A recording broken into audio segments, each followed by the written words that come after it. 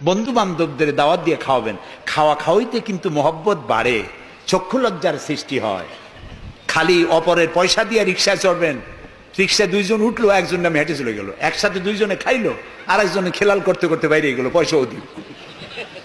এই চালাকি এক সময় ধরা পড়ে যায়। এই জন্য মানুষকে বাড়িতে দাওয়াত দিয়ে খাওয়ানো, রাসূলুল্লাহ বলেন দাওয়াত দিয়ে খাওয়াও। তাহাদ্দু তাহাব্বু, হাদিয়া দাও, মহব্বত বাড়বে। কারো অসুখ হয়েছে, তার বাড়িতে একটু আঙ্গুর নিয়ে যাও, একটু কমলা নিয়ে যাও। তোমার শত্রু যদি হয়, চক্ষু লজ্জার সৃষ্টি হয়ে যাবে। কান্নাহু ওয়ালিয়ুন হামিম, দেখা যাবে সে চরম দুশমন ছিল, সে তোমার বন্ধু হয়ে গেছে। সুবহানাল্লাহ বলেন না। ওয়াসাল্লু আন-নাসু বিন-নিয়াম। আর 3 নম্বরে, মানুষ যখন ঘুমায় থাকে তখন তুমি নামাজ পড়িও। কোন সময় কোন তো? ও, তাও তো আপনারা জানেন, মধ্যরাতের পরে যখন মানুষেরা ঘুমায় থাকে তখন তুমি নামাজ পড়িও। এই রাত্রে কেন? কারণ মানুষের কাছে সব থেকে বড় ভালোবাসার সত্তাকে বলেন আল্লাহ, তারপরে আল্লাহ রাসূল। এখন যাকে ভালোবাসি তার সাথে তো প্রেম করতে হবে। প্রেম কি নোটিশ দেওয়া হয়? SMS করে আজকাল হয়। কিন্তু ভালোবাসা বিজ্ঞাপন দিয়ে হয় না, মাইকিং করে হয় না। ভালোবাসা হয় কিসে কন্ত? প্রেম কিসে হয়? লজ্জা করে বলতে, করছেন তো এক সময়। গভীরে, রাতে, অন্ধকারে, একাকিত্বে ভালোবাসা হয়।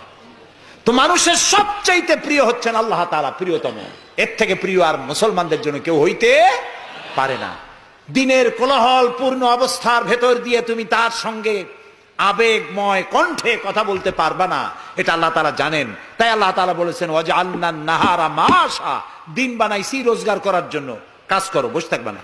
ফাইজা কুদিয়াতিস সালাত ফান্তাশিরু ফিল আরদ, নামাজ পড়া হয়ে গেছে, মসজিদে বসে থাকতে পারবা না। অভিশাপ, জোহরের নামাজে রক্ত হয়েছে, অফিস বন্ধ করে নামাজ পড়ো, জোহর পড়ো, সুন্নত পড়ো। নফল পড়তে পারবা না জোহরের সময়, তসবিহ পড়তে পারবা না, কারণ এই তসবিহ পড়ে নফল পড়ে সময় নষ্ট করে পূর্ণ বেতন নিলে বেতন হালাল হবে না। মেডিকেল নিয়ে সুস্থ মানুষ সেল্লা দিতে যাবা, পয়সা হারাম, নেক পয়সা হবে না, হালাল পয়সা কামাই দিতে হবে। সেল্লার নাম বললাম বলে তাবলিগি ভাইরা অসন্তুষ্ট হবেন না, একটা দৃষ্টান্ত দিলাম।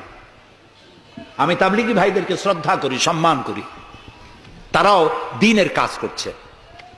সুতরাং মসজিদের ভেতরে আপনি নামাজ পড়ে আল্লাহ তাআলা বলছেন কি শোনেন, ফরজ, ফাইজা কুদিয়াতিস সালাত ফান্তাশিরু ফিল আরদ, নামাজ পড়া হয়ে গেছে, বেরিয়ে যাও। কোথায় যাও? দুনিয়ায় যাও, হাটে যাও, বাজারে যাও, কলে যাও, কারখানায় যাও, আদালতে যাও, শিক্ষা প্রতিষ্ঠানে যাও, চাষ করতে যাও। যাইয়া কি করো? আবতাগু মিন ফাদলিল্লাহ, আর আমার রিজিক, আমি যে তোমারে অনুগ্রহ করেছি, রিজিক দিয়েছি, ওই রিজিক তালাশ করে আনো। সুবহানাল্লাহ।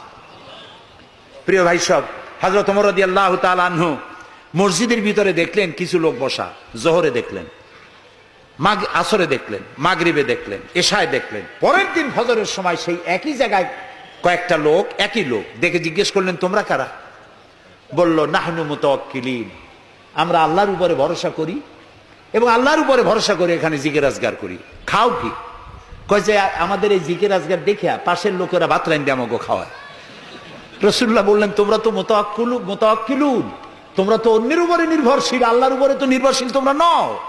শোনো, আগামীকাল এই জোহরের নামাজের পর যদি তোমাদেরকে এখানে বসা দেখি, ব্যাট মেরে মসজিদ থেকে বের করে দেব।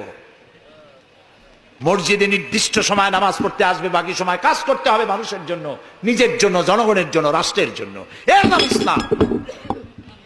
এর নাম কি? ইসলাম। বাস্তবমুখী, বৈরাগ্য নয়। আপনি দিন কায়েমের জন্য, আল্লাহর বেশি জিকির আজগার করার জন্য জঙ্গলে যাবেন, লা রাহবানিয়াতা ফিল ইসলাম, ইসলামে বৈরাগ্যবাদকে সমর্থন করে না। কথা বুঝে আসছে? সুতরাং আপনি রাত্রি বেলায়, দিনের কোলাহলপূর্ণ সময়, আপনি আল্লাহর সাথে প্রেম করতে সময় পাচ্ছেন না।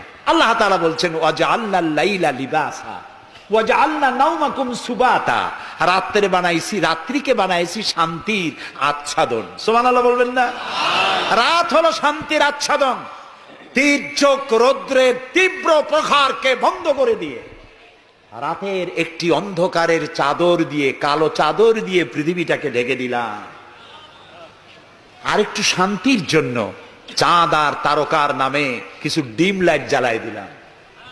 গভীর রাত্রে ওঠো, মানুষ যখন ঘুমায় তখন তুমি সেজদায় পড়ে কাঁদো।